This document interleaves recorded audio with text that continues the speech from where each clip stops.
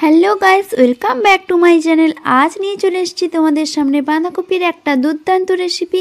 চলো রেসিপিটা এখন তোমাদের সঙ্গে শেয়ার করি। প্রথমে বাঁধাকপির বাইরের পাতাগুলোকে ছাড়িয়ে ফেলে দিতে হবে। তারপর ভেতরের নরম পাতাগুলোকে নিয়ে জলে ভালো করে ধুয়ে নেব। এবার গ্যাসে গরম জল বসিয়ে দিয়েছি। এই জলের যখন স্টিম উঠবে, এই বাঁধাকপির পাতাগুলোকে দিয়ে কিছুক্ষণ রেখে ভালো করে পাতাগুলোকে সেদ্ধ করে নিতে হবে। আর পাতাগুলো সেদ্ধ হয়ে এলে এদিকে আমি বানিয়ে নেব একটা ব্যাটার।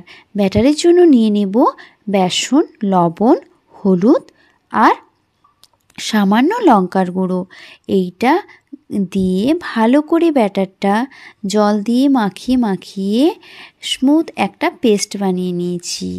এবার বাঁধাকপির পাতাগুলো সেদ্ধ হয়ে গেলে নামিয়ে এনে একটা বাঁধাকপির পাতা দিয়ে ওই পেস্টগুলো ভালো করে মাখিয়ে নিয়ে আবার একটা বাঁধাকপির পাতা দিয়ে দেব। তার ওপর আবারও পেস্টটা দিয়ে একটা শেপ দিয়ে ভালো করে মুড়ে দেব। তোমরা তোমাদের ইচ্ছে খুশি মুড়ে নিতে পারো, তবে আমার মতনও ট্রাই করতে পারো। আর এই পেস্টটা একটু মোটা মোটা বানাবে। এবার ভালো করে পাতাগুলো মোড়া হয়ে গেলে এবার কড়াইতে তেল গরম করতে বসিয়ে দেব। আর তেল গরম হয়ে এলে এই মুড়ে রাখা পাতাগুলো একে একে লাল করে ভেজে নেব। বন্ধুরা, এই রেসিপিটা তোমরা অবশ্যই ট্রাই করো।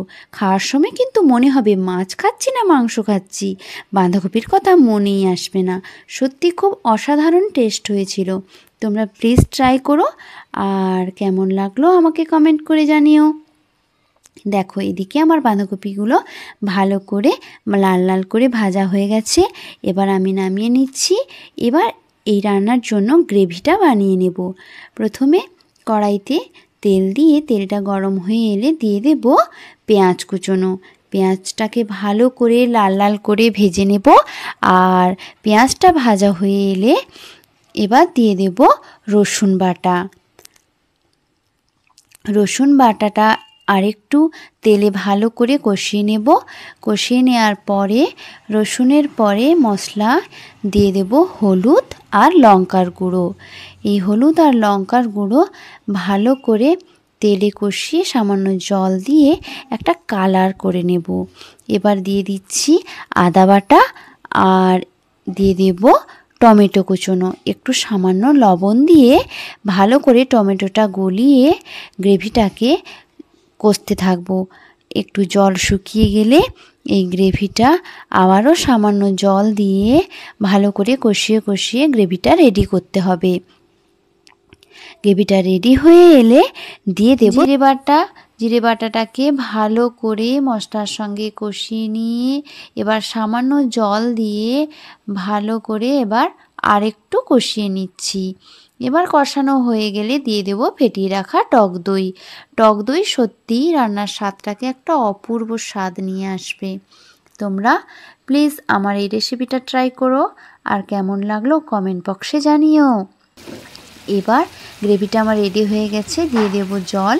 আর ফুট উঠলেই ভেজে রাখা বাঁধাকপিগুলো দিয়ে দেব। বাঁধাকপির মধ্যে যদি কাঁচা ভাব কোনো থেকে থাকে তাই একটু ঢাকনা লাগিয়ে দেব আর মিনিট 15 ফুটতে দেব। আর স্বাদ মতো চিনি দিয়ে দেব। আর সবশেষে দিয়ে দেব গরম মশলা। তোমরা গরম ভাতে এই রেসিপিটা ট্রাই করো, পুরো জমে যাবে। খুব সুন্দর অসাধারণ টেস্ট হয়েছিল। দেখা হচ্ছে তোমাদের সঙ্গে নেক্সট কোনো ভিডিওতে। ততক্ষণ তোমরা সকলে ভালো থেকো। টাটা।